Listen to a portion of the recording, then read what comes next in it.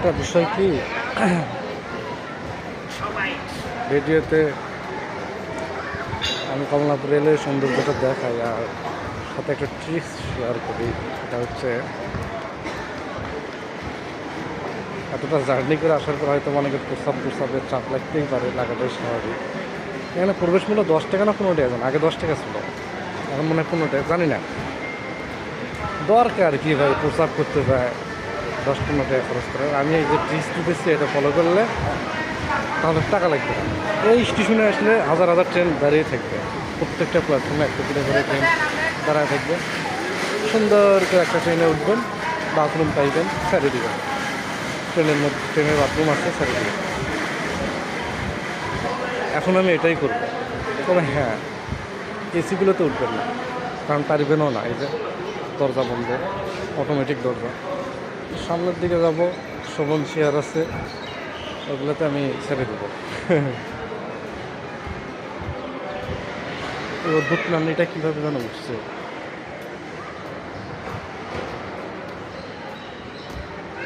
কে রে ভাই, এসি খোঁজ কি শেষ হয় না?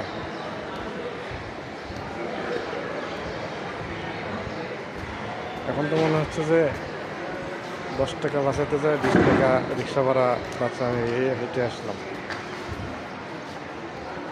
এটা কি চট্টগ্রামের ট্রেন নাকি? চট্টগ্রামের ট্রেনগুলো সাধারণত একটু ভালো উন্নত হয়, সব তো দেখি দরজা মরজা বন্ধ। ট্রিক্স তো ভালো ট্রিক্স পেলাম না, খারাপ ট্রিক্স পাওয়া না। আরেকজন খালি গায়ে নামে দরজা রেখে দিল। আমি যেতে থাকবো, দেখি কী অবস্থা। ট্রাইং টু ট্রাই দিস, দেখি দরজাটা আমি খুলতে পারি কিনা।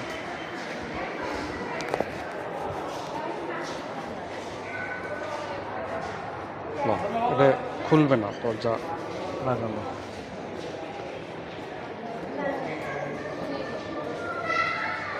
আচ্ছা, তার মানে কর্তৃপক্ষ এতটাই চালাক যে দরজাও লাগাই রাখছে বাথরুম ব্যবসা সফল করার উদ্দেশ্যে।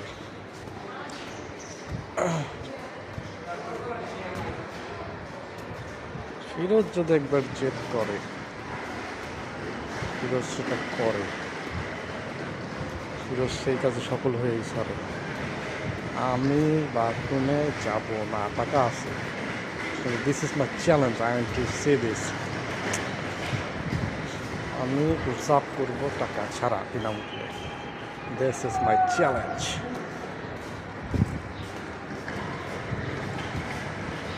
ঢাকা শহর,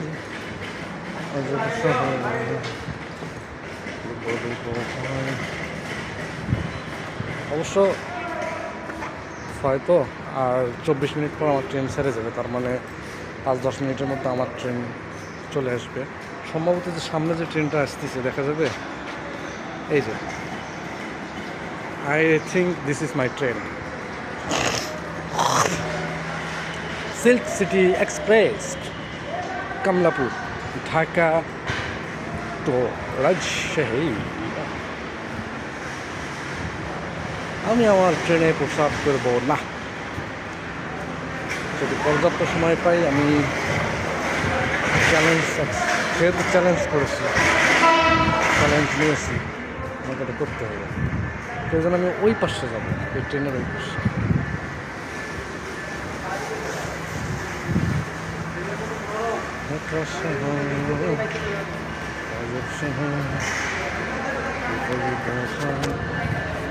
সবখানে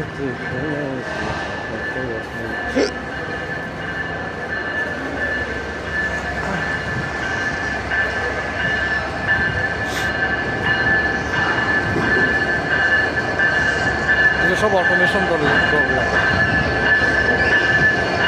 এটা তো আমার ট্রেন।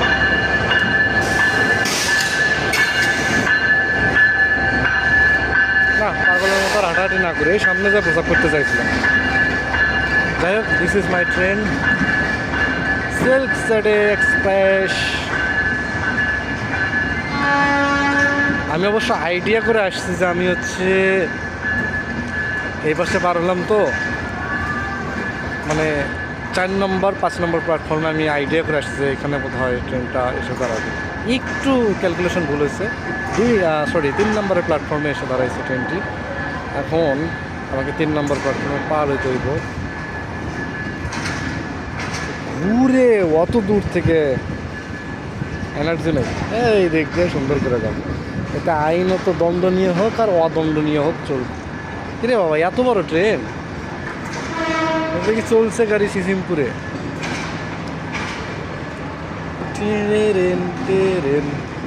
রোদ খালি মুখে লাগতেছে গো, টাস টাস করে।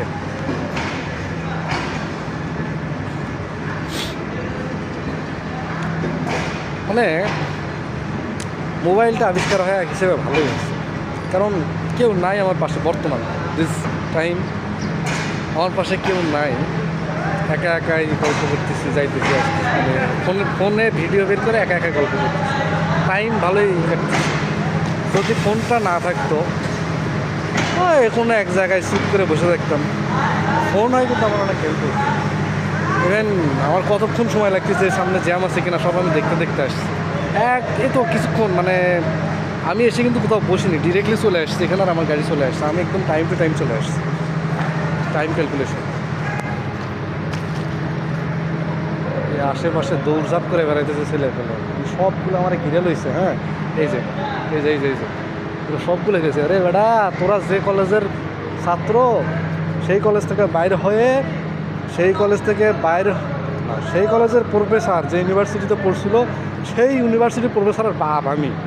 আদা আসছে বেটা, চারিদিক থেকে দৌড়ঝাঁপ করে বেড়াইতেছে। তোরা চিনোস না কার ফোন নিয়ে দৌড় মারবি। এই যে গেল ব্যর্থ হয়ে এখানে একজন, এখানে এখন চারিদিক থেকে ফোনটা ভিতরে ঢুকে গেছে। একজন যদি আমার ফোনটা হাতে পাইতো, তাইলে এই সবগুলো গিরাইয়া আমার এখানে গাড়ানি দিয়ে দিত। এখানে কিন্তু কোনো যাত্রী নেই আশেপাশে, হ্যাঁ, কোনো যাত্রী নেই, কেউ নেই।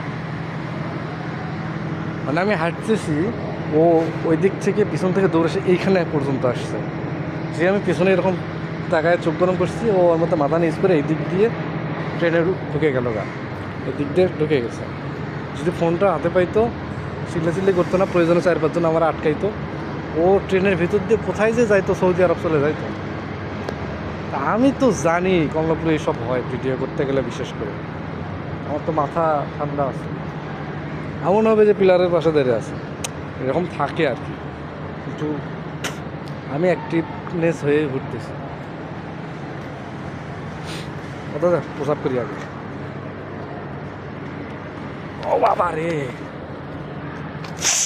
সর্দি জাল লাগছে গো।